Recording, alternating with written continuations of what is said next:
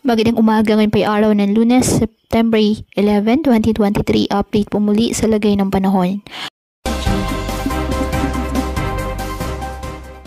Patuloy pa rin na minomonitor ang dalawang low pressure area na nasa loob at labas ng ating Philippine Area of Responsibility, ayon sa Pag-asa.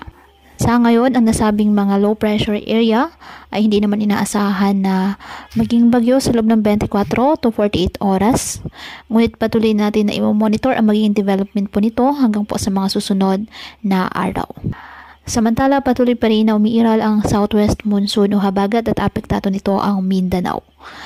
Wala ring nakataas na gale warning sa anumang baybayin ng karagatan, kung kaya malaya pa rin pong makapamalaot ang ating mga kababayang mangingisda at may maliliit na sasakyang pandagat.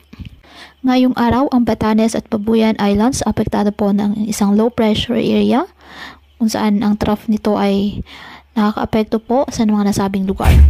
Ang Zamboanga Peninsula, BRMM, Sac-Surgen, Misamis Occidental, Lanao del Norte at Bukidnon apektado naman po ng habagat. Kaya makakaasa din po ng maulap na kalangitan na may kalat-kalat na pag-ulan at thunderstorms.